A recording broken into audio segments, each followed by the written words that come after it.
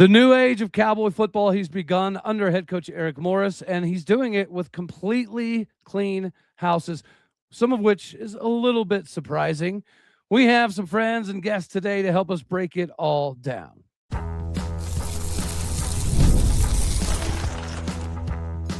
You are Locked On Oklahoma State, your daily podcast on the Oklahoma State Cowboys, part of the Locked On Podcast Network, your team every day. How are we feeling, all of our Big 12 brethren? Shout out to the regulators out there. This is going to be a fun one. We're going to talk about the live aspects of Coach Eric Morris bringing in an entirely new staff, and it's been updated online, so we'll get to kind of introduce all of the new staff. The fact that there's been a couple of firings is a little surprising, but we're going to bring in the old school Sherman Schnitzel Sunday crew and another special guest to talk about it. Jason, Trent, how are we feeling about the moves Eric Morris is making in Cowboy country, and are you at least a little bit surprised that maybe Coach Clint Bowen, maybe Cooper Bassett, Jules Montanar, some of those guys didn't end up sticking around? Go ahead, Jason. I may have a little bit different take on the Eric Morris hire than some Oklahoma State fans, and we can get into that here in a little bit, but it is a little surprising. I would think that Eric would want to bring as much of the Cowboy culture back to Stillwater that he could. And I'm assuming Greg Richmond will be here, which maybe that's what he's just counting on that. But I really felt like Cooper deserved an opportunity to coach on this staff. I felt like Bowen deserved an opportunity. And I wasn't a big hire of the Doug Meacham hire last year, but maybe even, as an analyst or something. But I can kind of understand because my son's high school team is going through a similar situation. And a lot of times it just doesn't work. When a new head guy comes in, he wants to bring his guys in. Right. Because you always have that. If there's people left over from the old staff, you always have some of that. Well, that's not how we've always done it here. And Eric's probably like, I don't give a crap. You guys are whatever against the Big 12 in the last 2 years. We're going to do it my way. So to avoid that, he probably just cleaned house and he's going to bring his guys in. Trent, what say you about it, just generally speaking, brother man? Yeah, no, I agree with Jason. I think, after what's kind of unfolded the last 2 years, it was just time for, I know Gundy switched up the coaching staff this past season, but man, I wouldn't be feeling too good if Morris kept 3 or 4 of those coaches. It's just we need an overhaul. So I'm leaving it up to him. I mean, he was one of the hottest coaches in college football at the end of this year. So I'll leave my trust in him and, ask me in a year and we'll see how we feel about the new coaching staff. But I think we'll be all right. I tell you, fellas, I have a ton of faith in Eric Morris, more so even maybe in Raj Murti, the GM coming over, his unique background, deciding to do coaching in high school and graduating it essentially before he turned 20.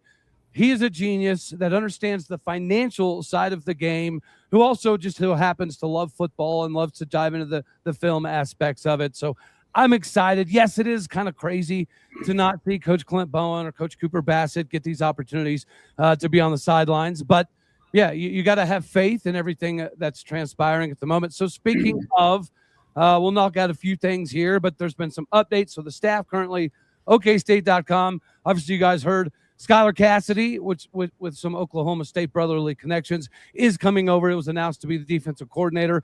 The chief of staff that is going to be helping Raj Murti, Rolando Sarita, is coming. Zach Allen, as of now, is still on staff as a prospect offensive line analyst. So that's some of the continuity that we maybe could have anticipated of a Coach Bowen staying to kind of keep some of the current roster together. So having Zach Allen seemingly stick around is good.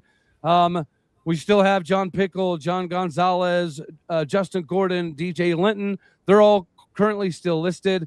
We got Chris Deal, Cameron O'Neill, Cameron Winston, Dylan Baisden, and then Sean McGuire is still in charge of some of the media stuff. Zach Ramsey. Benny Tonga is still currently listed on staff, and I think that's another one of those interesting things when we're talking about the cohesiveness of what we used to have. If you keep somebody like a Benny Tonga, that's a recognition of what he can do in the recruiting landscape. So now that we know some of the cast of characters that are going to be there, haven't still heard yet on whether he's going to bring offense coordinator over with him, but he has discussed having some of those play calling tendencies. And if that's going to carry over to Oklahoma State, let's talk about that a little bit. There's a lot of parallels between Mike Gundy in his beginning of Oklahoma State coaching and Eric Morris. It does appear as though that Eric may be involved in the play calling, which obviously, as we know, Mike Gundy was extremely involved. Do you think that is the right way to go about things in the new NIL era? Or do you think, hit me, Goose. Look all over the country. Guys that are defensive guys call their defenses. Guys that are offensive guys, Sark being, one of those main guys, they still call offensive plays. And from my understanding, the offensive coordinator in North Texas was just like to run offensive meetings and things of that nature. Eric calls his own plays. Right. And I'm okay with that. As long as he he brought in Cassidy to run the defense, we'll see what happens. As long as the defensive side of the ball is taken care of and Eric can juggle the play calling duties and the decision-making part of being a head coach when, a specific decision needs to be made, then I'm fine with it. But as we saw with Gundy, and Gundy, he was widely considered one of the brightest young offensive coordinators in the country when he took over at Oklahoma State in 2005. Right. He struggled doing that at times too. And that was a big contentious point early on in his career, the first 3.5-4 seasons of his career here at Oklahoma State. And finally, he had to lament and give up the play calling duties. And you saw Oklahoma State take another step from what we were in 08-09 to what we were in 10-11 and so forth and so on. So as long as he can manage and juggle both those, I'm fine with it. I mean, you do make good points. Even recently, this year alone is when Brent Venables decided to go back to calling the defense and letting the GM handle all of the negotiations. And again, that's one of the reasons I am very excited about Raj Murti coming over. And I'm with you. I'm not as concerned about the play calling side of things if that is something that Derek Morris is going to continue over with, because it does seem like the football operations side is taken care of. Trent, do you think that's the idealistic way to go about things? Because it's kind of reverting back to old school in some capacity, right? Yeah, it's just funny how quick times change. I mean, it was only, 5 years ago we were all complaining that Gundy was still, calling plays and to let the OC do his thing. And now we're talking about Eric Morris being cool with it, that he's going to be the one calling plays. But I agree. I mean, I think he's being a quarterback guru, and I mean they've had a high-powered offense. I have no issues with him. I think I'm more concerned with the defense. I'm not really sold on Cassidy. You bring up a good point. Just especially after their game in the American Conference Championship against Tulane, that offense didn't look great either. I mean, they had 5 turnovers, but that defense definitely didn't look. The defense looked better in the second half, though. They made a lot of adjustments, and they made that a lot closer game than it could have been. I mean, they could have gotten blown smooth out. Yeah, and the thing is too, that's what kind of the biggest head scratcher for me was not keeping Bowen. Just based off how well our defense performed when he took over the last 4 or 5 weeks of the season. I mean, the defense actually looked like they could tackle compared to earlier in the year when they didn't look like they could tackle at all. So, I mean, that'll be a loss. But like I said, I'm kind of leaving it up to Eric Morris, the head coach. I'm just going to keep my faith in him and let him do his thing. But yeah, just not super hot about the defense. So, and guys, we also don't know what conversations were had too. I mean, we don't know where these coaches' loyalties actually lie. We don't know what kind of relationships they had with Mike Gundy or the previous staff. So I get it from Eric's standpoint. I truly do. I really do get it from Eric's standpoint. Let me ask this, and I actually had a friend that brought this up in a group chat earlier that he wanted me to ask on the show, and I thought it was a really good talking point. What's you guys' take on Rob Glass being gone? You think it was time with how how many injuries we've had over the last couple of years and all of I don't really attribute that to Rob. I know a lot of people do, but that is the number one Gundy guy that he was going to have to get rid of. So, I mean, I think it was just kind of an old school versus new school thing, right? A lot of these individuals have some of these private coaches that they do off-season work with, and a lot of that nowadays, I mean, it's geared towards plyometrics, right? So dexterity and flexibility and lateral side-to-side quickness. Rob Glass is still a little bit of those old school moments where I'm going to pack 35 pounds on you and I'm going to get you down to 8% body fat. which obviously worked, which made him the most successful strength and conditioning coach in the country. But there's such an emphasis nowadays on the flexibility aspect, the yoga side of things, and that was never really going to be Rob Glass's cup of tea. So I just think it's an evolutionary prospect of the business. And thankfully, Rob Glass seemingly is an individual that recognizes that he can fulfill a, upper echelon style of role at Oklahoma State, while understanding that there's some new blood in this industry, and maybe there's not a direct correlation to injuries, but at the same point in time, these guys are used to getting more of that plyometric stuff and less about the bulk heavy lifting stuff. So I do think that it was just, it was kind of time to get one of these younger cats in there, and Rob's going to continue to perform a phenomenal service for Oklahoma State, so it works. I also think it was fair to say that even with Gundy gone, I don't think Rob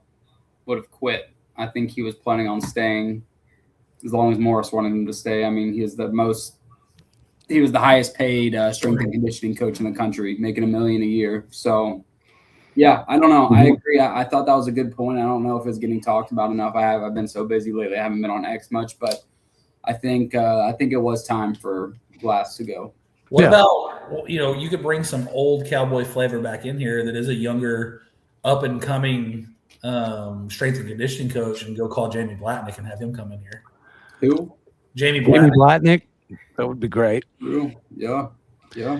Ironically enough, we have some nice Jamie Blatnick Bedlam stories. And so, guys, before we get to Bedlam here, let's kind of stick on the football side of things. What did you guys think holistically about the class coming together in a matter of 4 days, going from 3 commits to having 15 guys sign and essentially a 4-day time period?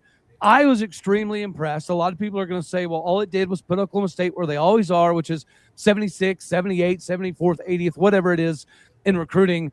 But, we're going to expound upon it in third period. But what did you guys think about this class before we talk about some of the future expectations? I think there was a lot of – sorry, Jason, I usually let you go first, but I'm going to go first on this one. I think there's a lot of OSU fans that were, still complaining about the class and, he didn't get these – I'm like, guys, he's literally been here working for Oklahoma State for a week and a half, if that. And I think basically his first year or two, he's not going to live off the recruits. He's going to go in the portal. That's where he's going to start with, which I feel like any coach nowadays would do. They're going to revert to the portal, especially if they're new, because they haven't been in long enough to go recruit these guys.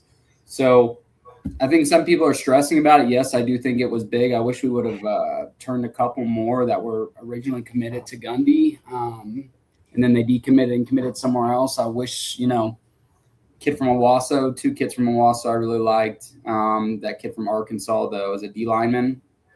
Really good. I wish Danny Beal third. Yeah. We could have got him back, but hey, I'm not complaining. Like I said, it's just one of those things. That's the nice thing about college football nowadays is, you can be terrible like OSU was this year, and all it takes is some good pickups in the portal, and you can turn your team around in a matter of months. So, yeah, go ahead. I would say the only recruit that decommitted that didn't come back that this staff probably – if you put a true serum in them, kick themselves in the butt for not getting back was Taj. Yeah. I do think that's if any Oklahoma State fan is complaining about this recruiting class, if y'all ever spend any time with me on Twitter Space, on X Spaces, y'all know that I don't hold any punches back. If you're complaining about this recruiting class, you're an idiot. Just stop. We had 4 or 5 days to put this thing together, and you still signed Presley, and you got KD back. Yeah. And hey, shout out Presley. Guys alone make this whole class. Shout out Presley. That guy said, I know we said in a space that didn't matter who the coach was, he was going to come to Oklahoma State. So shout out that kid, man. Yeah, it's amazing. And you know what, guys? I mean, I got to give all the credit in the world to KD. I know I had an opinion on KD's quick turnaround to KU, and his dad didn't love me for that one. But guys, I'm here, and he turned down a lot of money to come back around to Oklahoma State. But I think the quick commit to Kansas is more of a posturing thing. And this is a business now. There's big dollars involved in this stuff. Correct. So maybe Katie has an agent. His dad, played at a high collegiate level. I don't know if Keywan played in the NFL, but I'm sure his dad knows what's going on. and how to play these cards. So right. I think that was all posturing. They really wanted to see who the hire was at Oklahoma State. I think KD was always going to be a Cowboy as long as we didn't spit the bit and make a really stupid hire like promoting Doug Meacham to taking the interim tag away. Respectfully, Doug. Respectfully, but that too, and I think, and I told Cody this about a week ago when we had talked. I think a lot of it was emotion too. A lot of these kids, recruits, are obviously they were committed to Oklahoma State. They wanted to play for Gundy. Then that happens the way it happens. Kids nowadays, like we talk about all the time, are a lot different than they were back in the day. So I think a lot of it might have been emotion and just kind of jump ship. But like you said, I think long term, he always wanted to be a Cowboy, and he was planning to be a Cowboy as long as we didn't lowball him on an offer with the new coach, and B, who was going to be the next head coach. So yeah. Well, guys, I mean, think about it.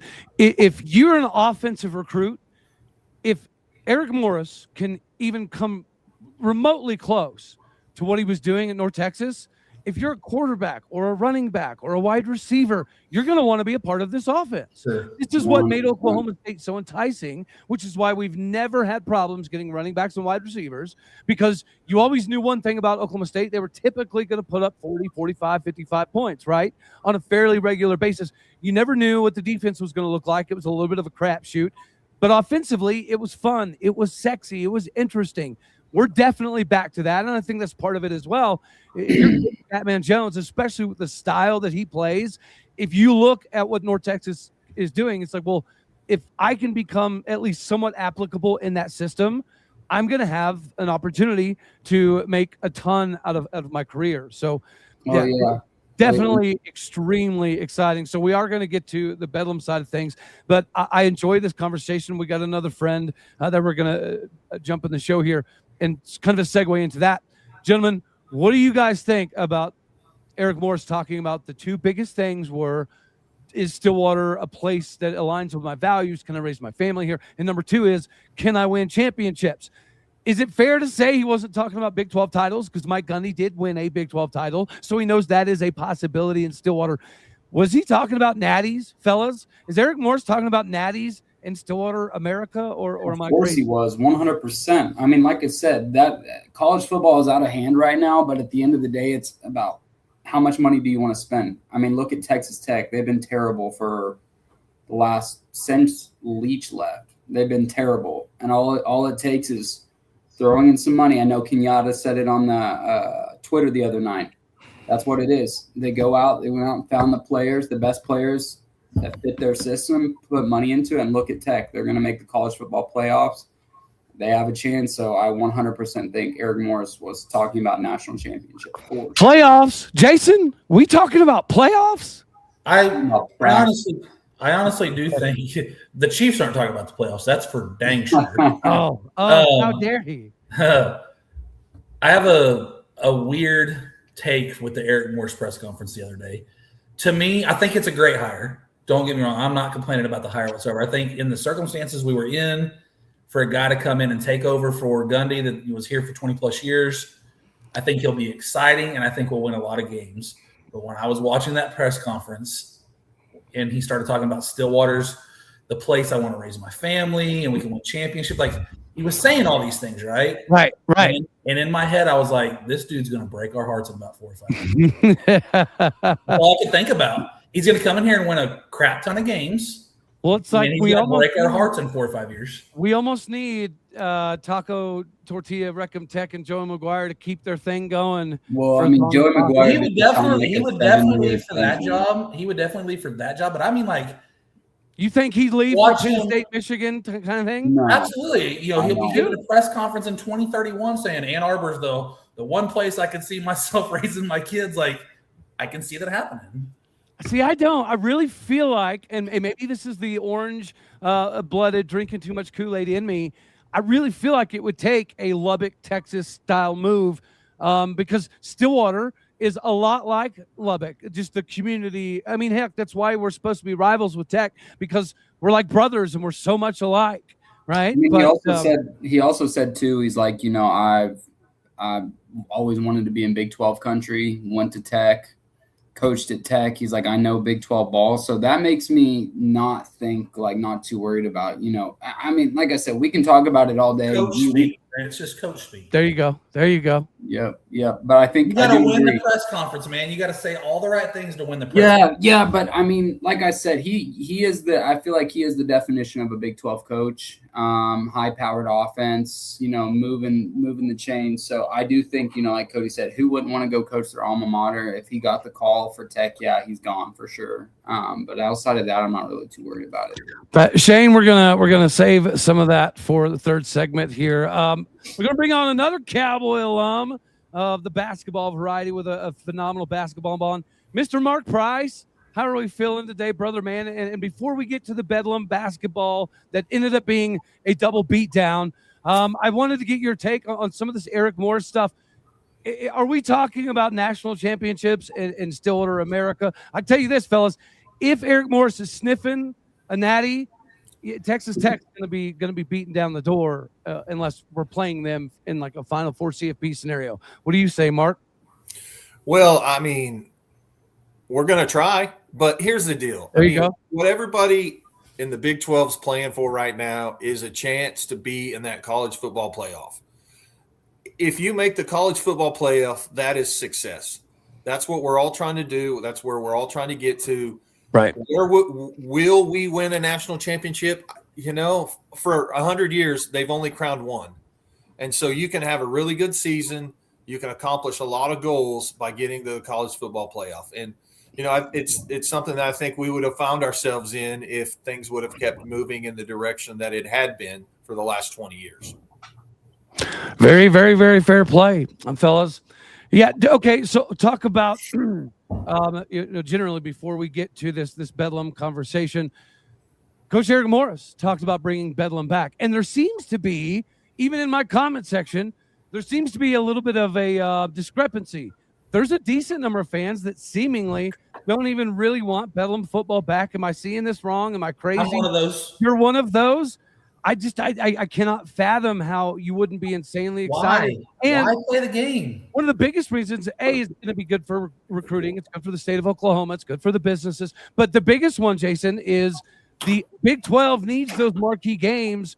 The SEC doesn't, right? The SEC could cancel every non-con game against the Big 12, and it would hurt us way more than it would touch them because of the bias. So I think that the Big 12, we need those marquee games, especially if it's of the rivalry variety. With them being in the SEC, I think it'll put more eyeballs on it, and we need it to some degree more than they do. Your buddy at Locked On OU also said without Bedlam, Stillwater won't be making any money. So, I mean, maybe we do need it back. Maybe Stillwater isn't making enough money and we do need it back. That's kind of wild. That one. I'm not just saying I don't want to play OU because I don't want to play OU. Here's why I say we should never schedule that game again. There's no upside to playing that game. Why would we ever do that? We just saw BYU. Their only two losses were to a top 4 program in the country, and they played for a conference championship, and they got left out of the playoff. Why would we schedule OU? That means if we do that, then we're never scheduling another marquee matchup in the non-con outside of that game. You won't have the Oregons, the Arkansas, the Nebraskas, the Alabamas. We'll never schedule those series again if we have Bedlam on this because there's no upside to playing those games.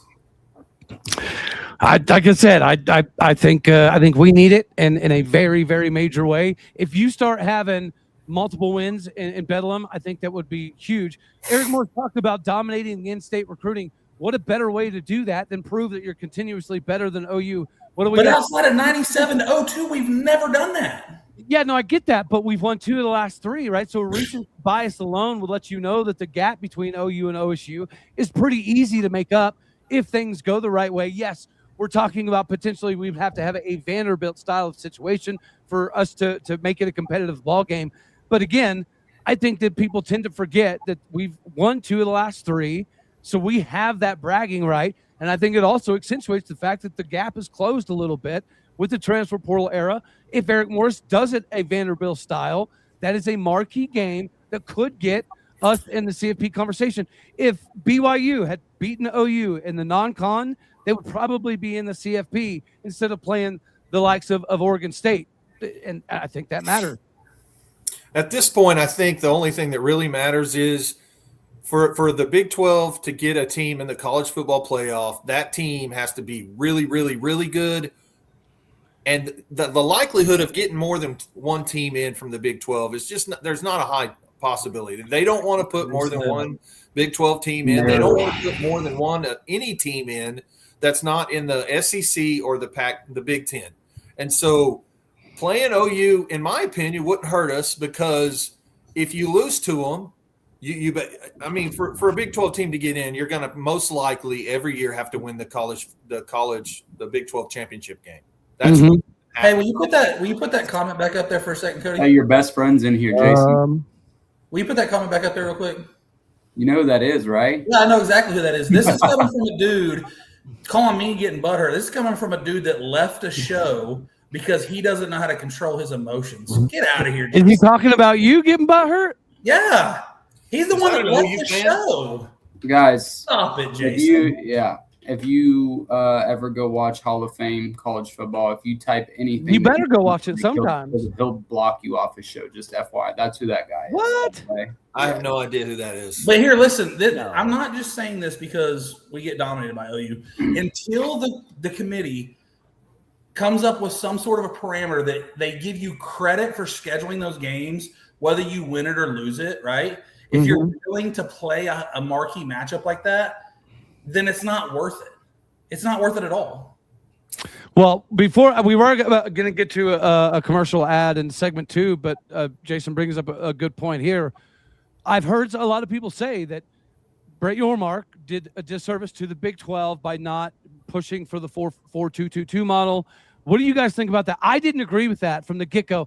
I preferred the way that Brett Yormark backed kind of the old school, we want to earn our way in. But after what we just witnessed with BYU, it does appear as though that bias is going to continuously squeeze us out. So Brett Yormark should have pushed for that 4-2-2 so we get guaranteed 2 in? No, because here's why. Okay.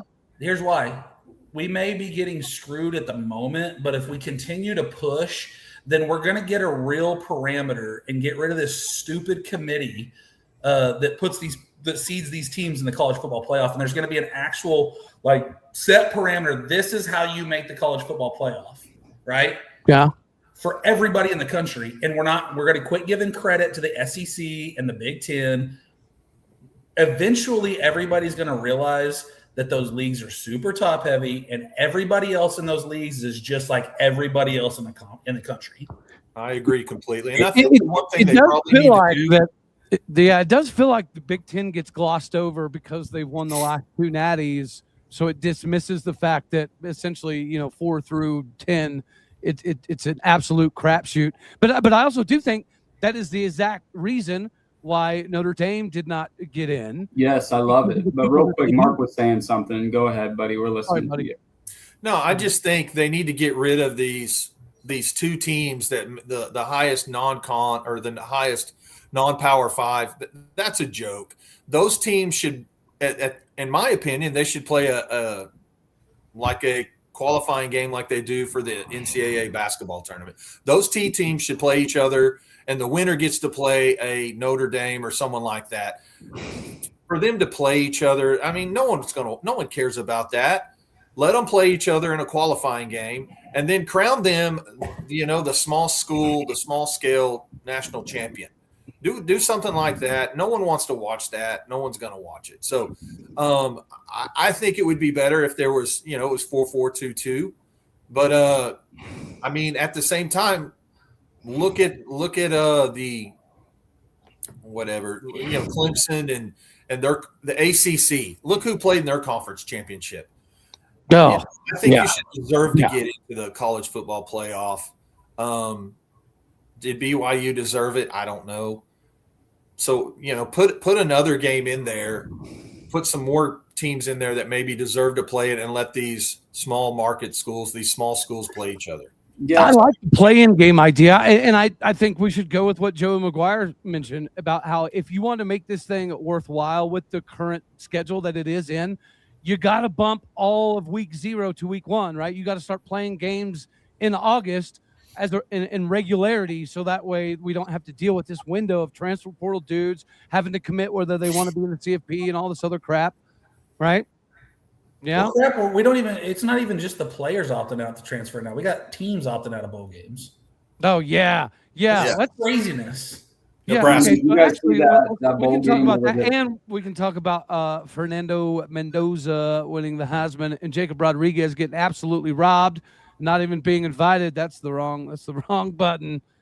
But before we do that, ladies and gentlemen, we're going to remind the folks out here that it is time for you to buy the gifts that you need for this holiday season. You need to get rocking and rolling with Aura Frames today. The holidays are here, which means gift hunting is officially upon us. If you want to give something meaningful, personal, and guaranteed to get a reaction, Aura Frames is the gift that delivers every time. It's not just putting something you wrap, it's a way to share memories. Because Aura isn't your average picture frame. You can preload the frame with photos before gifting it. So when they plug it in, the memories are already loaded there. No apps to figure out, no setup headaches, just instant smiles. Grandparents, parents, newlyweds, everyone who loves photos will love this gift. Endless uploads of pictures and 30-second video clips that you can put in through the Aura app. Packaging comes gift ready, no price tag, no wrapping necessary. It's a huge win for you. And it's a holiday gift that actually gets used without getting thrown in a closet or a drawer forever. For a limited time, save on the perfect gift by visiting auraframes.com. Get $35 off Aura's best-selling Carver mat frames. Named number 1 by Wirecutter by using promo code COLLEGE at checkout. That's auraframes.com. Promo code is COLLEGE. This deal is exclusive to listeners of this show, and frames will sell out fast. So orders need to be put in now for the orders to come in for the holiday season. Support the show by mentioning us at checkout. Terms and conditions apply. Get the best in all of the gift-giving season, which is Aura Frames. All right, fellas, we get to jump right back into this conversation. Before we get to this Bedlam topic, let's talk a little bit about some of the discrepancies there when you're talking about the voting, BYU maybe not getting in. Jacob Rodriguez absolutely got screwed. If Manti Te'o is going to go to New York, you look at every single metric physically available, Jacob Rodriguez destroys all of those. Can we just call it what it is? The Heisman is no longer the best football player in the country. It's the most popular player on the country that happens to play for a 12 to 13 win football team. Is that fair? Been that way for 2 decades, Cody. Yeah, I mean, what are you talking about? I mean, well, I don't know. They gave it to. It definitely is. You just don't start to realize this, bud. I mean, can we talk about how much of a tool that Diego dude looked, the Vandy quarterback walking in with his 2 brothers like it was a trio award? I'm like, my God. And the way he walked in, and then after he said F all the voters, when he placed second, got like 137 votes. He's like, F all the voters. Like, man, he's out here flipping off cameras. I'm like, you think of a Heisman winner, you think of someone that's at least in a candidate that like a role model. You know, that guy, he needs a wake-up call. That was like a Sooner move or something, wasn't it? Dude. I teach my kids not to look up to these athletes because they're human beings the same as we are. Some of them are better character people than others, right? Right. And sometimes as young kids, and I don't think Diego Pavia falls into that because this is like his 12th year of college football. But I think he's he's suing the NCAA for another year too. I think Mendoza's numbers were not eye-popping to say the least. But he is the quarterback of the number 1 team in the country. They are undefeated. It's one of the greatest turnarounds in college football history. They literally are widely considered one of the worst college football programs of all time. They're probably going to play for a national championship if things go their way. And to boot, the kid seems like a really good guy. Yeah. So I have zero problem with Mendoza winning the Heisman. No, I don't have a problem with it. I just don't think like his stats, like you said, were eye-popping. Is more of, his team had success. And is it a team trophy or is it individual accomplishment? You know what I mean? So like of the guys that were there, I'm glad he won 100%, but I just don't think like his numbers were. He's going to be one of those players that was a great college quarterback, but you won't see anything from him in the NFL. It would have been cool to see the Rodriguez kid get an attaboy and a nod to come to New York. But how much more can Texas Tech try to emulate and copy us? Like We have a really good linebacker named Rodriguez, and then a decade later, or a couple years later, they have to have a really good linebacker named Rodriguez. Like, I agree. Both have mean stashes too. yeah, I mean, he's got the mustache and everything. Like, come Yeah. on, man. Like, can y'all just make it more obvious, Tech? And Malcolm was a former quarterback as well, so Correct. you're spot on with that one. I'm just poking a little fun at the Tech fans, but it would have been a nice little nod to the defensive players out there to let the best defender in the country at least get an invite to New York. Yeah, he's the first player in college football history to win all four of the defensive awards: the Bronco Nagurski Award, I can't remember what all the Bednarik or whatever. Yes, the Bednarik, and he Right. just won another one yesterday. It's pretty crazy that he's won all of those, but he wasn't invited. Again, Manti Te'o, he didn't win the Buckus Award and the Bednarik He also Award went and to all Notre of them Dame. simultaneously. He also went to Notre Dame, though, and this is what I'm talking about. The helmet sticker biases have got to go away in college football. I think that the fans, the way college football is moving with all the conference realignment, it's not the good old boy BS anymore, right? Yeah. So we've got to go away from that. When you got teams like Vandy and Indiana really caring about football and Texas Tech and dumping a ton of resources into this thing and trying to be good and competitive, that tells you that it's a turning of a tide for college football as a whole. Right. So they need to adjust with it. And man, they still don't want to. I know. I mean, you watch any of the sports talk, they just can't hardly stand it that Indiana is that good. They can't hardly stand it that Vandy's that good. Jason down here, I hope and pray OU has the guts to beat Alabama next week so y'all can go get your cheeks clapped by Indiana. Man, Jason, I'm glad I met you. I can't stand Sooners for one. I definitely can't stand Sooner fans like that. Yeah, Mark, there's a long history of Yes, this Jason and the comment Jason down here. They have you can go back and watch some videos. It'll give you a good laugh for sure. Yeah, you can find a back video of me and this Jason guy on one of Cody's shows, and you can see who the little you know what I'm saying, the little BA is. Okay, well, that's one more reason we need to have Bedlam, dude. Don't back down. Atta babe. Me and that Jason guy can have Mark. Bedlam. That's how you spin it. Yeah. Hey, man, when I was on Rivals, some dudes showed up to throw down one time after some Nice. run at each other. One guy ended up trying to get away from the other guy, crawling around, trying to get away from him in his truck. So I'll have to share that one time. Well, speaking of Bedlam, we are going to pivot there. And Mark, I wanted to bring you in. I'm sure you watched both men's and women's. Bedlam being absolute disastrous travesty. But real quick, Jason nailed it. For everybody out there, shout out to Keaton, aka OK State Probs, for putting this graphic out. Mason Rudolph, 4,904 yards versus Mendoza's 2,980 yards. Mason had 37 tutties. Mendoza had 33, 9 picks to 6 picks. The quarterback rating for Mason was 170.6. Mendoza was 153.9. And our boy Mason didn't even go to New York. That's how bad this award has gotten. That we're giving it to somebody who threw for 2,900 yards. And I understand he was probably out of a decent amount of fourth quarters, but we also talk about Jeremiah Love. If you go look at Notre Dame's schedule, yeah, he did good, but he did good against a bunch of 3-win, 4-win ball clubs. Like it just, it's hard. It's hard for me to conceptualize why those people were invited and why Mendoza won. He's a God-fearing, great young man that I love, to see him get the recognition he deserves. And really, that win over Ohio State probably is what did it, and that might be kind of fair. But, yeah, going back to Bedlam, I love Bedlam. I think we need it in every sport, every year, no matter what. But, Mark, what happened today, homie? Same thing that continues to happen. We leave people open on the three-point line. We still let people, I mean, and that's the deal. Everyone is so good nowadays. I mean, you can throw some – look at where we're at as a basketball program. We weren't really good. We were terrible last year. Now we've got some players. It's just going to take some tweaks on the defense. Again, at this level, you have to run guards off the three-point line. You cannot trade. You cannot trade twos for threes.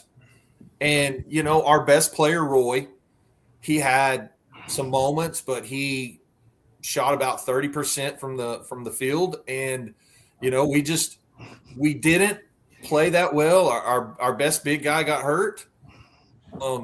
It was just a tough night where we couldn't stop them. We ended up, at times with this new transfer portal, you've got to play a bunch of players. It looked like we had some guys on the court at times that probably shouldn't have played as much as they did. I mean, it was a tight game. We would get the lead. We pulled Coleman. I mean, at this point, you start Coleman and you don't ever take him out. I mean, that kid played really good. We gave ourselves a chance to win. We're just going to have to get better on defense. Well, Mark, okay, you coached basketball forever. You played basketball forever. You bleed it at Oklahoma State. How do you get better at defending the flipping perimeter? Because that is our biggest Achilles heel, and it's been the only glaring thing that we need to correct, but it's not even coming close to happening. Well, it stops with stopping dribble penetration, because dribble penetration leads to kick out threes. And so you've got to stop dribble penetration, and you got to get in guys' shorts on the 3-point line. You have to be so close to them that they have to put the ball on the dribble. They have to beat you off the dribble. And then you have to be able to rotate on defense. So we have to get to their shorts and prevent penetration. If only I had make them penetrate, but we have to also play help defense. We've got to be so much in their face that they don't have an open 3-point shot. But it starts with on-ball defense. Okay. But if you pay a guy $1 million a year to play the 5, you should be able to guard the perimeter at a much better clip and not have to worry so much about the dribble penetration. There should be a guy back there to help. We're paying this dude $1 million a year. And remember, it's before Christmas break. The coach is going to make some tweaks. He's going to figure out who his lineup needs to be in these big games. But you're right. I mean, if you have a rim protector like we've had in the past, an Andre Williams that even if you get to the basket, he's going to erase it. And so we'll get it figured out. I think we've got so much talent on the team. In the past, it's like we can't play. We won't play everyone because not everyone can play at this level. We've got so much talent that we're running guys in and out. It's hard to get in a rhythm when you're running in and out, and you've got guys that, we had guys that played a lot of minutes that didn't score at all or had 2 or whatever. Can I ask this? I mean, we're 11 games into the season, and I'm not even saying this was OU had a phenomenal shooting clinic day against us, and like I said, I think a lot of that is because of our defense was so poor. I feel like we can't switch. We're leaving dudes, just wide open behind the arc. And Mark, I guess my question would be is that, I agree with you. I think they have time to figure it out. But, we're 11 games into the season at this point. Lutz said before the season even starting, I think our biggest downfall is going to be our defense. Right, he did. We're letting teams – if I pull up our schedule right now, we're letting some teams, some small colleges put up too many points. I feel like Sam Houston hit 15 on us. Well, and I just felt like, and I tweeted this after the game. I was like, dude, I feel like we are allergic to defense. We can't play it, and to me, it's just so frustrating because I feel like the mindset of this team thus far into the season is like, well, if we score more points, we're going to win. So it doesn't matter how many points we let them put up as long as we're scoring more points. I have an idea though, Mark. Eddie Sutton. One Eddie Sutton in the 2004 run thought we were playing too soft of defense, so he put their asses in full pads on the basketball court and said, "Get after it, boys. No fouls today." But that's probably a crime nowadays, though, bro. Yeah. Somebody would try to lock Steve Lutz up if he put the basketball team in football helmets. Hell no, they're making too much money. He can do what he wants. Yeah. Well, and another thing too, Mark, is that I do agree with you that I think there's guys that are playing too many minutes that probably shouldn't be playing, if at all, right now. And I do get the fact that it's the NIL portal era and you got to try to appease people. But ask Mike Gundy how that works out when you try to appease quarterbacks. You just got to pick the guys that you think can. Winning cures all, right? If you win a lot of games, it really doesn't make a crap who transfers out or not if you're winning. Yeah. Right. Trent, does your golf game suck nowadays? Say what? Is your golf game struggling? I really haven't been able to play too much lately. I've just been so busy, dude. Work and businesses and traveling for work. And so I was in Chicago Jason's 2 down there days ago trolling. going to play on a golf sim, so that was nice. But I mean, up here, I mean, I haven't been able to golf outside in probably like a month and a half now. I mean, we got 13 inches of snow over Thanksgiving break, and then just got like another 7 the other day. So it's -4 last night. So yeah, there's no golfing outside. It's all on. Yeah, where are you at, I like Trent? So what? Where are you at? Des Moines area, Des Moines, Iowa, Okay. just north of Des Moines, kind of like right by Ames. Okay. Yeah. Crazy Come fella. down and see us. We'll play some golf Moving down up here. towards the north. Yeah, you know what, Yeah. fellas? I went into this doubleheader of Bedlam. I expected to win the men's game. I knew the women's game was going to be, difficult. You're going up against a legitimate top 10 ball club and the Lady Sooners. I did not expect for the fourth quarter to get completely out of hand. I mean, what they did in the third quarters really were our problems came together. But one of the biggest differences I see is the ladies, the Cowgirls, we're a completely different team on the road. You would think right up the road, right down the street would be a little bit different, but some of the same characteristics showed up for the Cowgirls on the road. We struggle, and St. John's had the same game plan. North Texas had a really good game plan against our Cowgirls, and that always is prevent us from shooting threes, right? So put your defense so far out that we have to utilize down low play, and we're not able to get it done. Speaking of down low play, we did just witness, though, we talk about how Lutz is going to utilize this game to figure out who the starting lineup is going to be in big moments. We need Parsifala back. Oh, 100%. We need Parsa back. No, Andre Vukovic was a massive liability last year. He's not this year. He's very serviceable. This is the first game that he essentially got exposed. Oh, man, it was That's bad. because he was playing more minutes than he's ready for, and it was very, very visible. Without Parsifala out there, OU clearly shifted their game plan to pick on some of the download guys. So it was, I don't know, man, it's definitely interesting to see how it came together because I did not expect to get skunked 0 for 2 on the day, guys. Well, Sorry, Go what's ahead. his injury? I mean, what's this problem? Lower back injury. He got hurt in practice this week and then played the first half of the game, obviously against OU. And I don't know if he tweaked it or if it was just bothering him. And Lutz said, you're not playing the second half, but it's a back issue. Okay.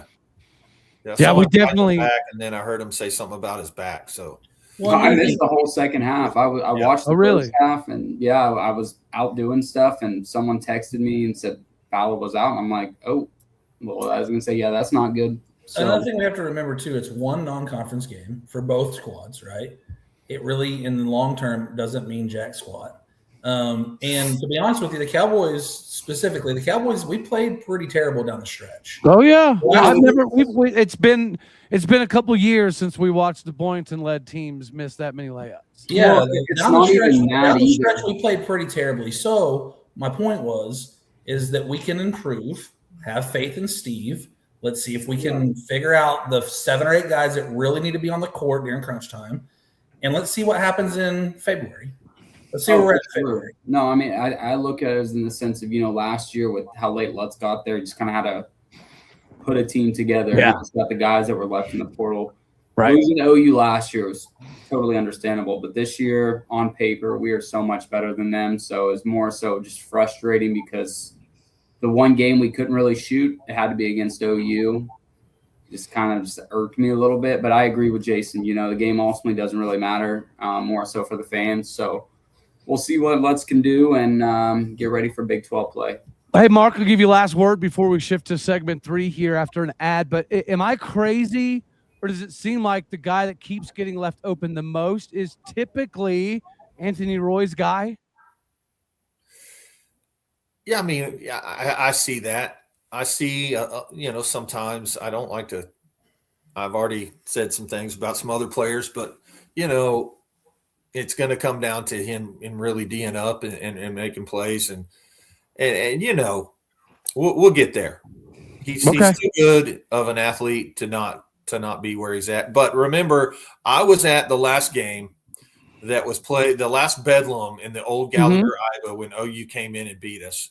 For some reason, it's hard to beat those guys no matter how. I mean, what were they, 6-3 going in? Come on. And 2 of their 3 losses were to number 8 Gonzaga, number 22 undefeated Nebraska. So I knew OU was going to be, good. Their guard was incredible. I did not expect us to lose, man. I didn't either, but their guard was incredible. He had just had one of those games, and Roy again shot 30% from the field, and our best guy underneath the basket didn't play in the second half. I think we win the game if he plays and he's healthy. So just kind of, I agree. Well, we get you shift back to football and talk about winning in recruiting, not necessarily as it pertains to this particular class, but what can Eric Morris do? What are the expectations? And we are going to cover a nice little article going over the best coaching hires thus far in this offseason. Before we get to that, it is capitalization season, which means it is FanDuel season for you. NFL Sundays move very, very quickly. One big play and suddenly everything feels way different.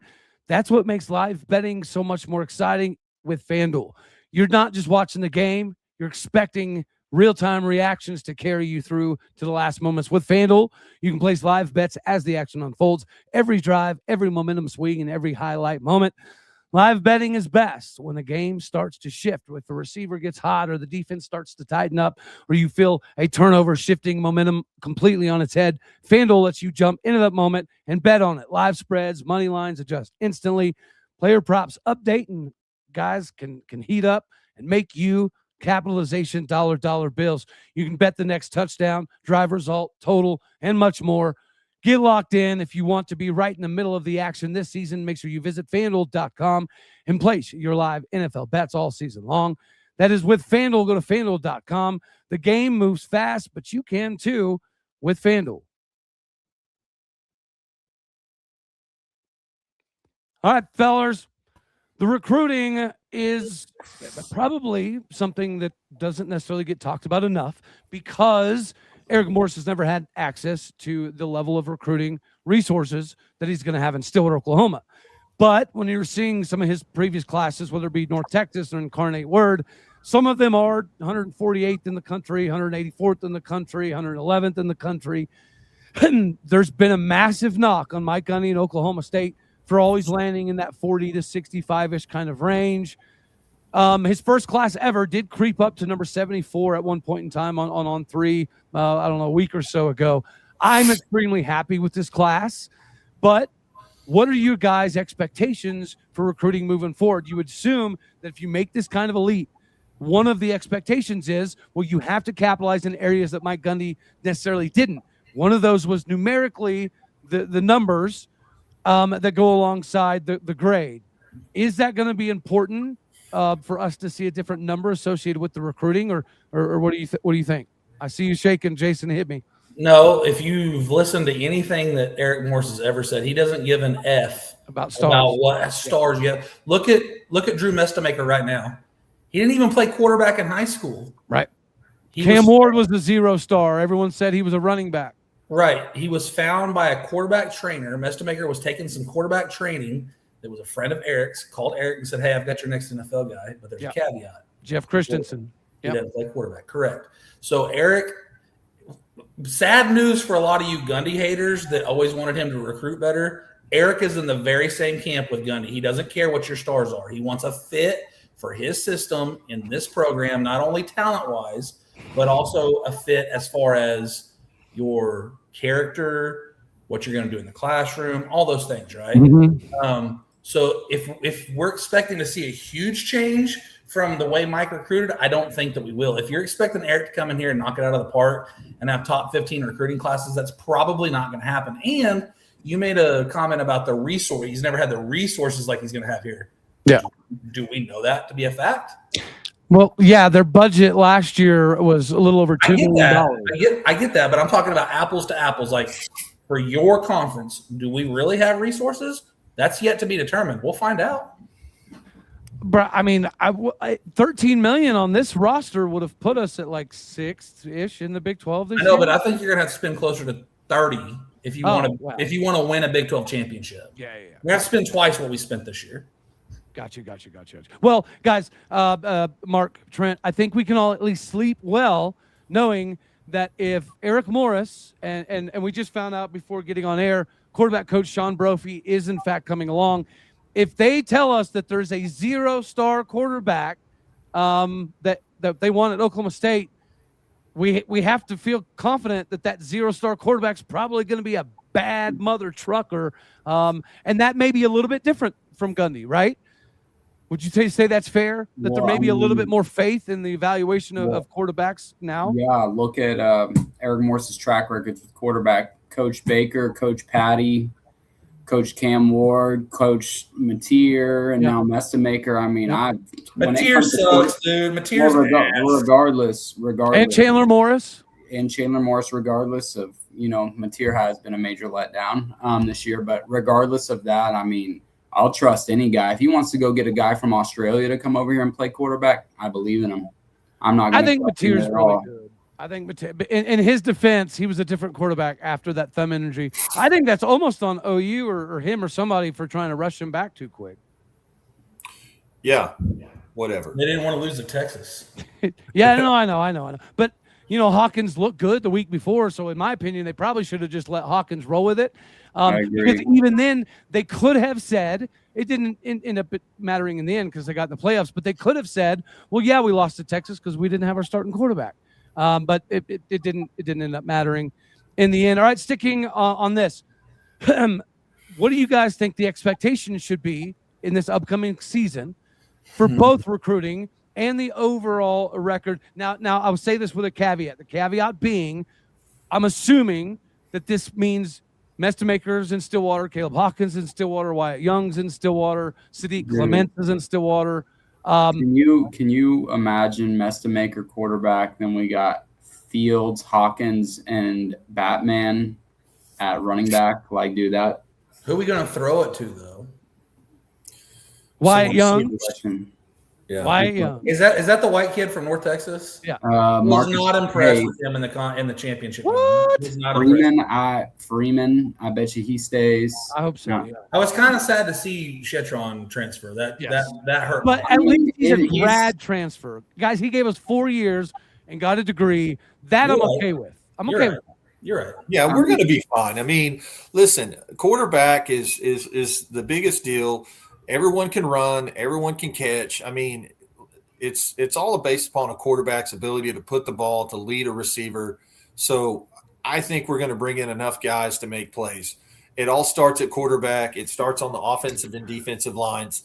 If we can spend the right money at the right place, I know that it sounds like what they're saying is we're not going to overpay for guys.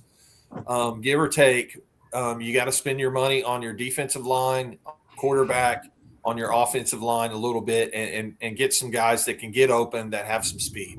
And so I don't think you have to spend $30 million to win a Big 12 championship. I actually know that we're not going to. And so it comes down to, can you get the right guys that fit your system? Can you get guys that can make plays? Because there's plenty of guys. There's more people that enter the transfer portal than to find places to go. And so you have to – that's what killed us the last 2 years. We brought in the wrong guys and we brought in the wrong coaches. Your theory is going to be tested very quickly, Mark. If Mestamaker doesn't come to Stillwater and it's because of money, we'll know your theory is wrong. Well, guys, I mean, I'm hearing, and I bet Trent can probably come to the same conclusion. I mean, all you guys have donor buddies. I'm hearing the price tag on Mestamaker could be up to like $3 million. From us. Like we could be paying him $3 million.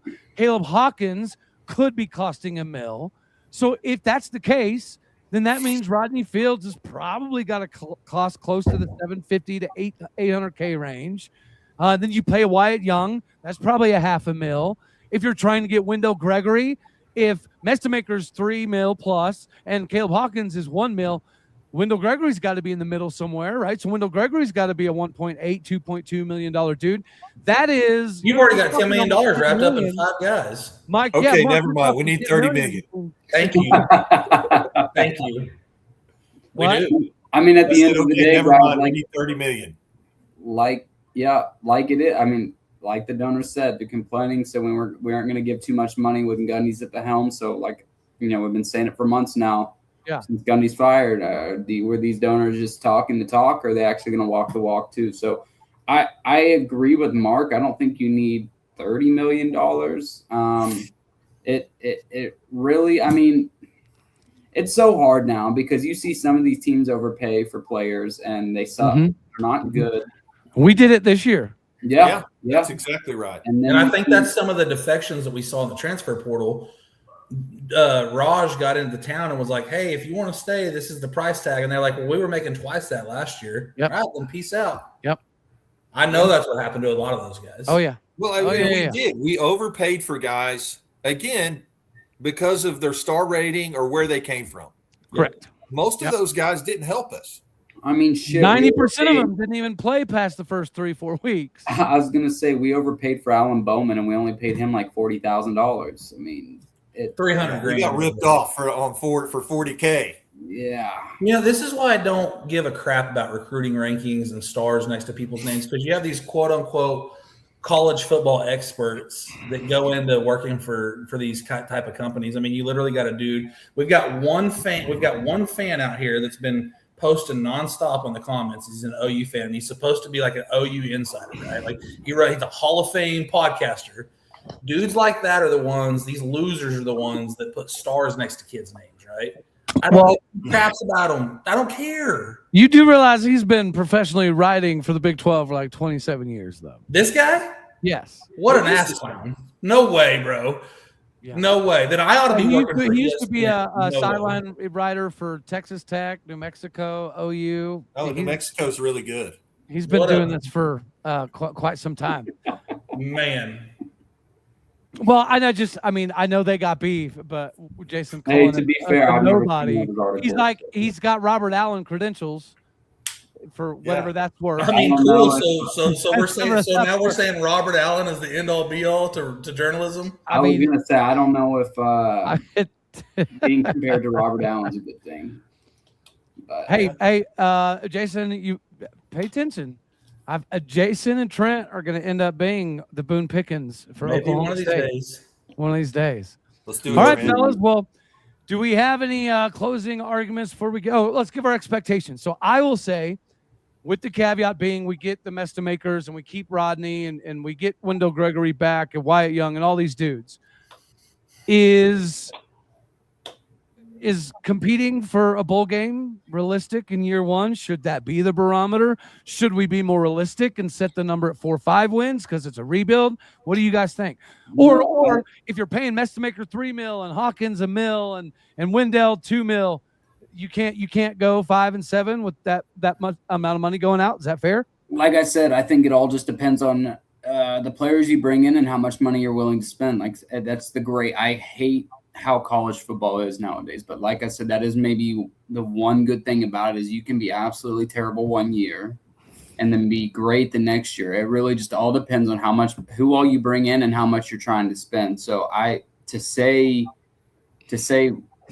like that we shouldn't expect a bowl game, I think that's kind of crazy. Like I definitely could see us getting in a bowl game, looking at our schedule for next year. I think we could easily win 6.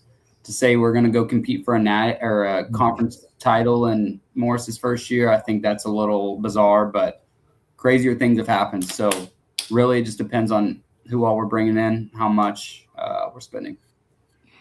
Well, the transfer portal puts you in position to have a change of, basically a brand new season. And so you look at Arizona State a few years ago, they finished last in the Big 12, and then they were in the college football playoff. So anything's possible. It all comes down to finding the right guys and evaluating them correctly. Yeah. Well, 2 years ago, didn't Vandy go 2-9 or something like that? 2-10? Yeah, I forgot. So, yeah. Yeah. We should expect, with our non-conference games, you don't have to win that many Big 12 games to make a bowl, to be 6-6. So, I mean, I think that's a minimum what we should be. Well, you don't fire a 20-year tenured coach and go hire a guy and hope that he brings in, if he brings in the nation's leading passer, a true freshman that has 20-something touchdowns and over 1,000 yards rushing. Have Rodney Fields coming back, hopefully. Have a kid like Batman Jones coming in and expect to win 6 games. If all those things happen, if Mestermaker comes, we spend the money on the offensive line, we get Wendell Gregory to come back, I think it's a minimum 8-win season or it's an absolute failure. An absolute failure. Wow. Do not make wholesale changes like this and expect to win 4 or 5 games, especially in today's college football when money can drastically tip the scale in your favor. You don't expect to win 4 or 5 games after making a move like this. I agree. Or it's an absolute failure. Yep. There's no difference in going 1-11 or 4-8. Huh? You think 6 games is a failure if we win 6? I absolutely do. I mean, if we're spending 20 plus mil, I understand. It all depends on how much money we spend. Like, if 20 mil, yeah, we should definitely win 8 games. If we're like, 10 mil, then yeah, I mean, we'd probably be lucky to win 4, 5, 6 games. It really just depends on how much money. You don't really get the benefit of the doubt to be able to build a program over a 5, 6, 7 year period anymore. You have to come in and spend the money they give you and win right now. That is the whole name of the game. Well, I guess especially when you're seeing Houston win 8 games while only spending like 11, that's kind of embarrassing. Yeah. Yeah, I think you're right. I think you have the opportunity. Again, you can't spend all the money on a few players. You've got to pick who you spend the money on, and you got to be right. That's the deal. You have to be right on who you spend the money on. And I think you're probably right. You can buy, for the first time in forever, you can buy your way out of having a team that's not very good. Yeah. I agree. I agree with Jason in the sense of, I mean, I think this year that's ending was kind of like an eye-opener for coaches. I mean, with all the coaches that got fired before the season even ended, it was definitely interesting. And just the way college football is shaping up to be is like you said, you just can't suck for more than a year or you probably will get canned. Hey, one of y'all, my phone died. Pull up that thing I sent you. I text y'all about the top coaches.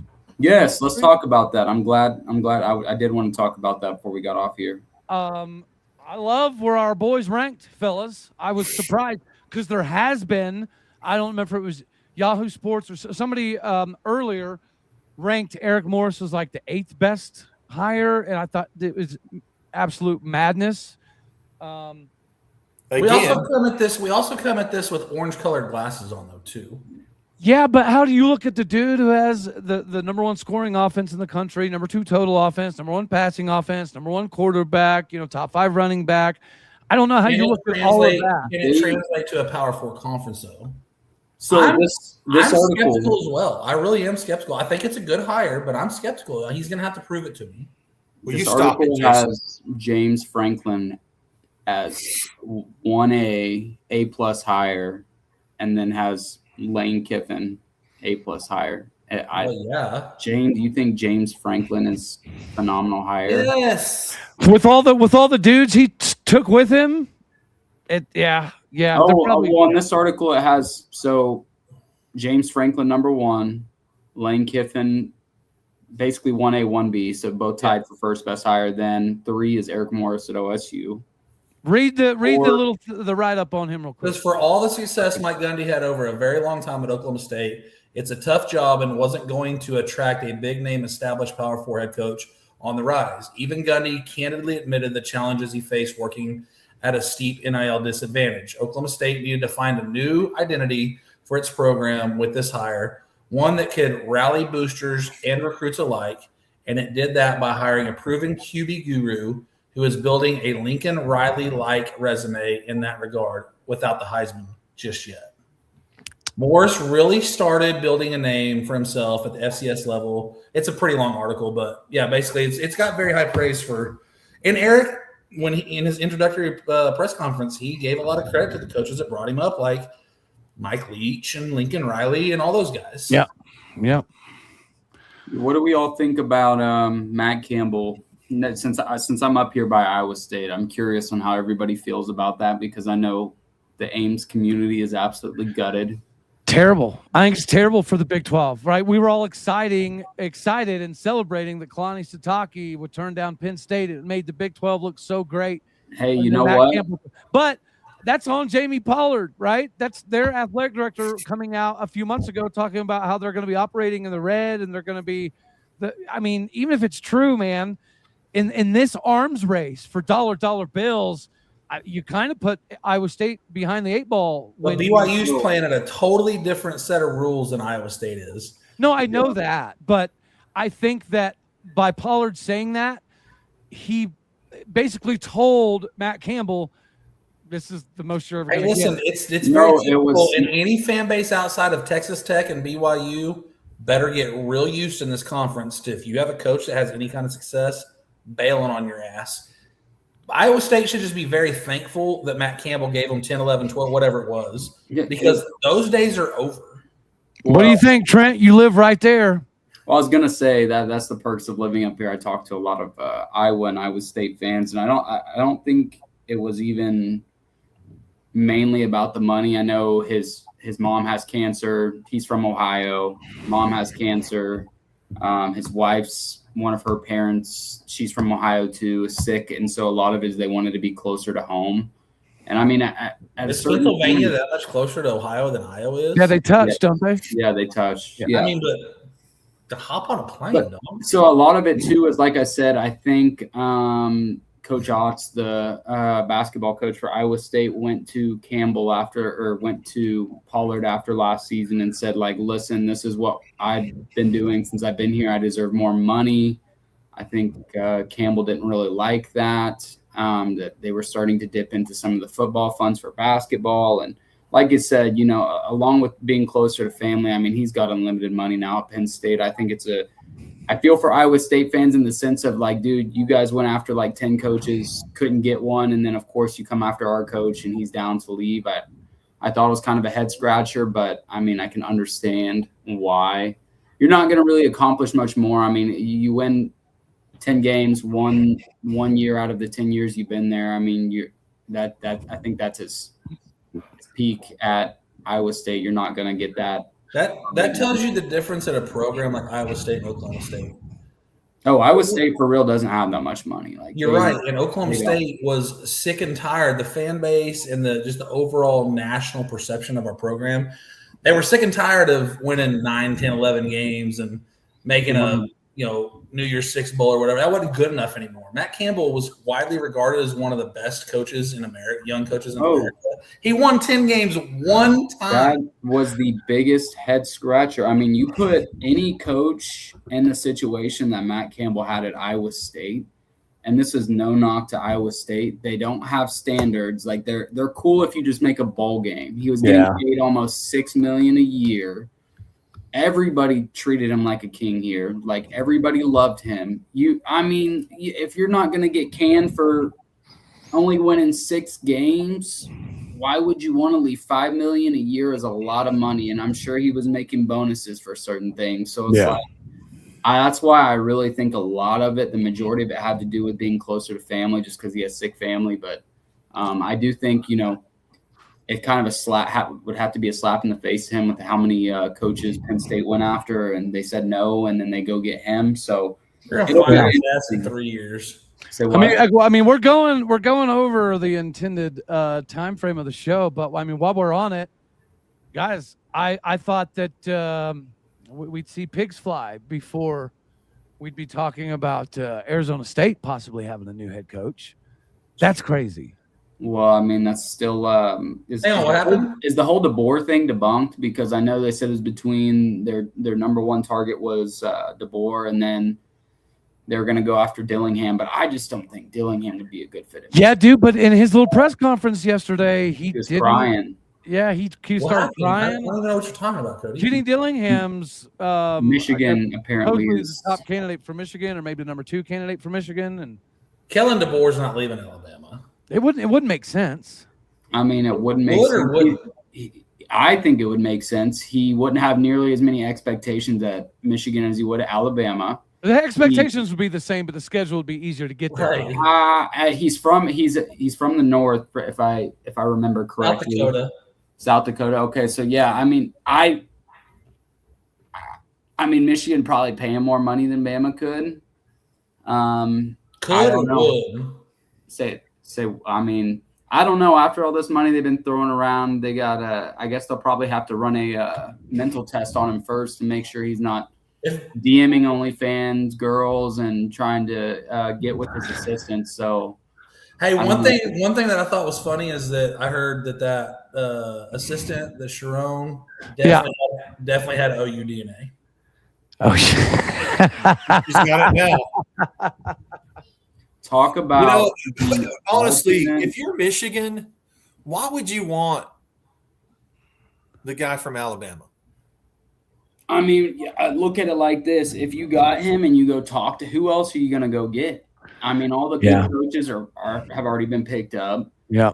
They're kind of in a really bad situation right now with I mean, just everything that happened. They already got a bunch of bad media coming their way with the whole Sharon Moore thing.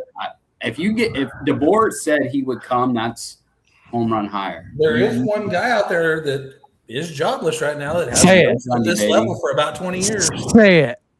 I mean, Michael Ray Gundy in Michigan sounds pretty good. Michael Ray would be pretty sick. That would be sick. Let's go get Broyles. Could you imagine the mullet in Ann Arbor? Come on now. Hey, where did Jim Knowles just get picked up? Tennessee. Hey, that's gonna be pretty interesting. And can we as a fan base stop with the obsession? I know that Jim Knowles had a good 4-year stretch here, and we had the run in 21, blase. Can we stop with always wanting to bring back our old coaches? Like, Jim Knowles is never coming back to Stillwater. I agree. Jason, be quiet. Jason, how dare you put that evil on us, Ricky Bobby? Big Jim Dim. Big.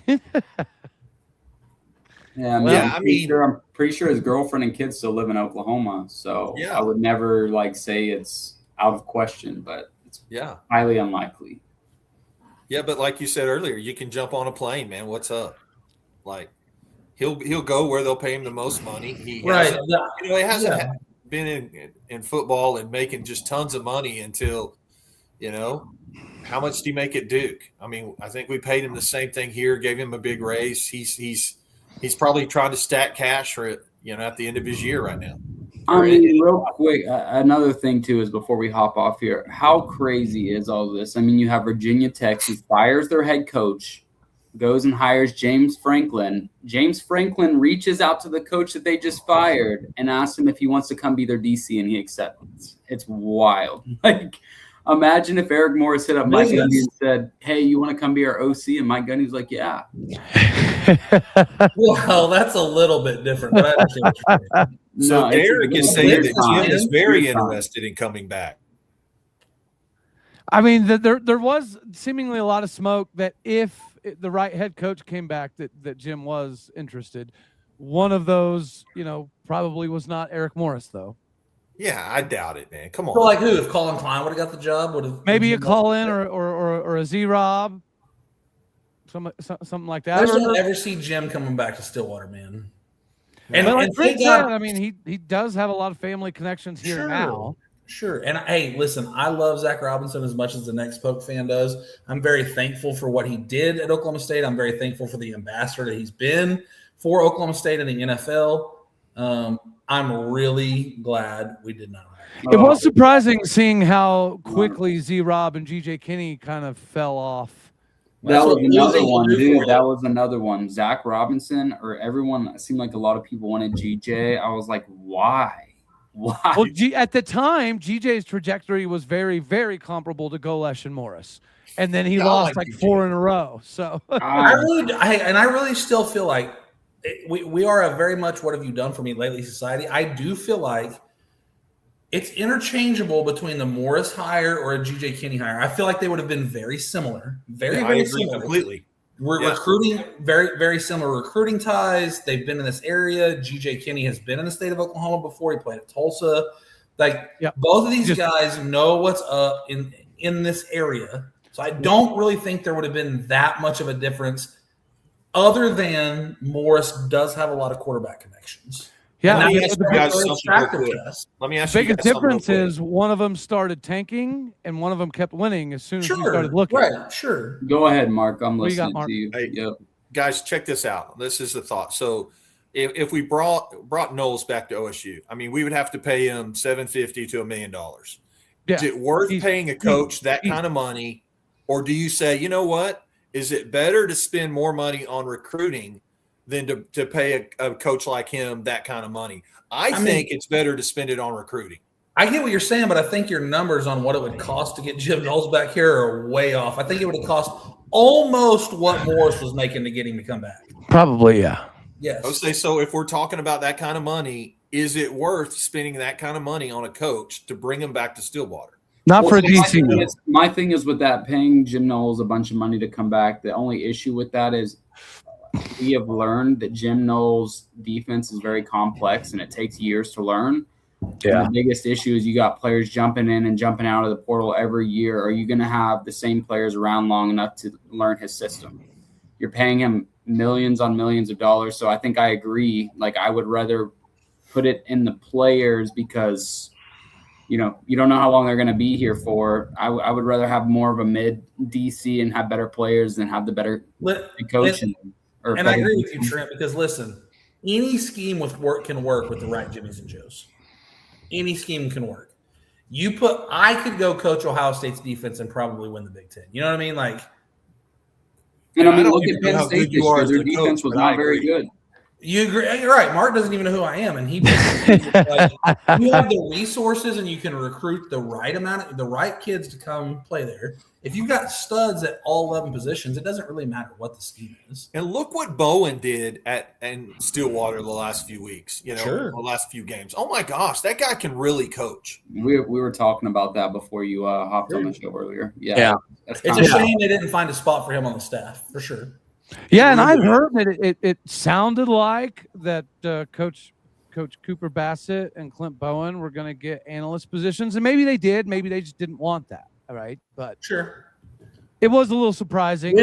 When do you think that we'll hear, Cody, any kind of news, whether Mestamaker's staying at North Texas, which I know that's not going to happen, but whether he's coming with Morris or if he, I know the transfer portal doesn't open for a couple of weeks, but surely, even though there's a bowl game, surely if Mestamaker is going to transfer, he's not going to play in that bowl game. No, I give it a week after their bowl game. You think he's going to play? Yeah, I think he plays in the bowl game. So does play. Hawkins. So does Young. I think most of their players are playing in the bowl game. That's why you're not hearing from that side of it.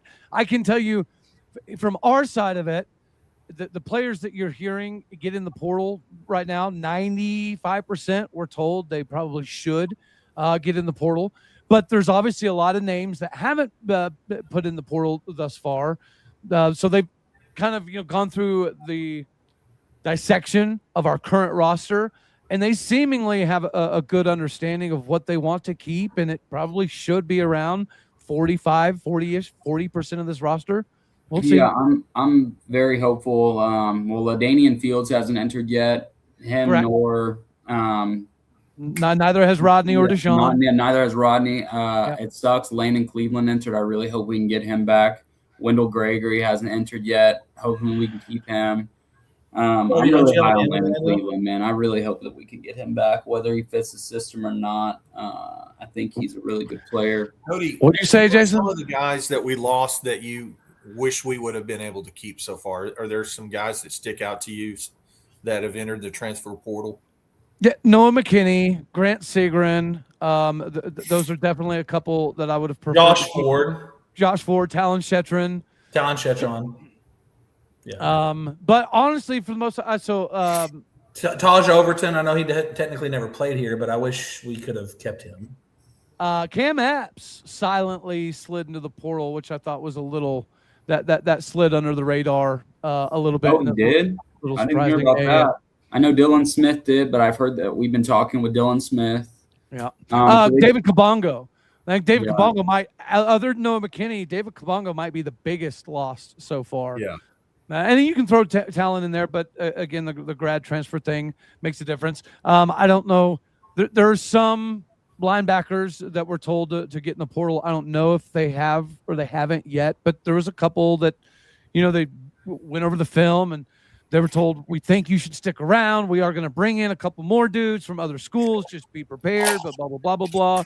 So, yeah, thankfully they're doing all that. But, yeah, I don't think we'll know about any of the Mestamaker, Hawkins, Young, Sadiq Clement stuff until after the bowl game. It might even just be a couple days after the bowl game, though.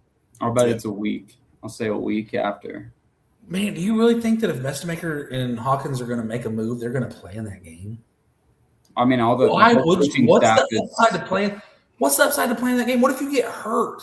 I think it's more of a thank you to North Texas. I mean, like I said, coaches.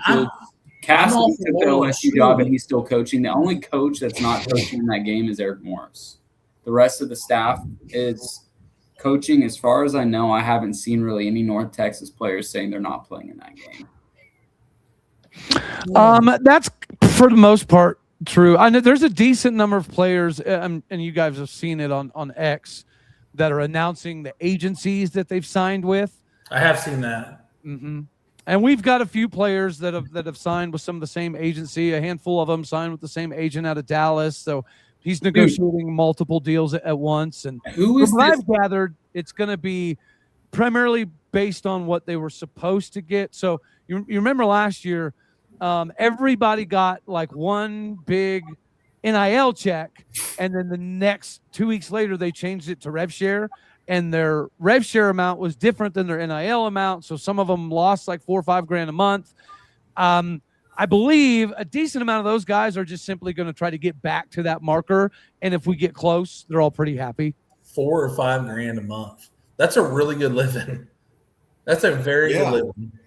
Yeah, but so some of them were getting 12 grand, then they got cut down to 7, 8, 9 grand. If they can get back to that 12, 14 grand a month range, most of them are going to be pretty happy. So I'm excited about what we got cooking. I want to ask one more thing, then I'm going to hop off here. Who is this Cameron Pierce kid that just was at OSU? Pierce. Yeah, did he play? No, he did not. He was okay. So he didn't quite fit in with the Cowboy culture, expectations, things of that nature. And unfortunately, neither did your homie Lando Cleveland. Was athletically, you are right. He is a ready-made Power 4, Big 12, Big 10 starter. But there's a component where they track how much film you watch, and they track how much the play. Yeah. We've talked about it all before. It's just funny because when he committed, there was a bunch of USC fans in there saying, "Where's the film at, dog?" Because no one knew anything about him. They're like, "Did you even play at OSU?" So that's why I was asking. I'm like, man, the name doesn't ring a bell for me. But like I said, if some of these guys that were really good for us, like Landon Cleveland, like you said, don't really fit the system or weren't doing what they were supposed to be doing, like I get it. Whatever, it just sucks because some of them have a lot of potential, and I think could be really good. But like I said, I'm going to leave it on the coaching staff, and we'll go from there. Yeah, absolutely. Well, fellas, I appreciate you all jumping in here. We went a little longer than anticipated, but I had a lot of fun. I love doing these live deals. Jason loves it when Jason hops in the comment section. Guys, one of these days we'll get something going. We'll get another Jason versus Jason show going. Make sure you tell all your friends and family. It's going to be really good. It's going to be. I'll meet that guy on a show in an alley. I don't care. I don't like that dude. I will conversate with him. I will make him look like an asinine every day of the week. Yeah, Jason. Yeah. Guys, I unfortunately I have to take the You're putting Cody in a hard spot here. Yeah, Cody. Jason. He's got skills. He does say a lot of crazy shit, but he is a professional that has almost 30 years of writing for multiple Big 12 schools. So don't get him started on Texas or don't get him started on Mike Gundy. Stay away from those two things. Yeah, that I will say that'll be worth a price of admission.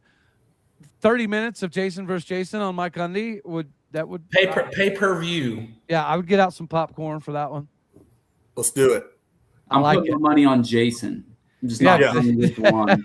I'm doubling down. There you go. Double or nothing on Jason. Yep. All right, fellas. I reckon that's all we're going to have for this one right here. We'll definitely have to make some time to do this again. Thank you all out there that jumped out here.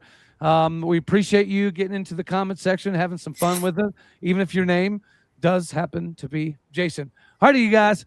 Appreciate you. Hit the like button if you liked it. Dislike if you didn't. That's okay, too. More importantly, share, comment, and subscribe. For our buddy Marks, Trent, Jason, and my goofy face yelling into a microphone, do us a favor. Hit the likes, the dislikes, all the fun stuff. My podcast and people out there, you're everything that makes this work. Do me a favor. Go hit the stars. Leave some reviews. Do what you do. All righty, y'all. Later, taters. All right, fellas.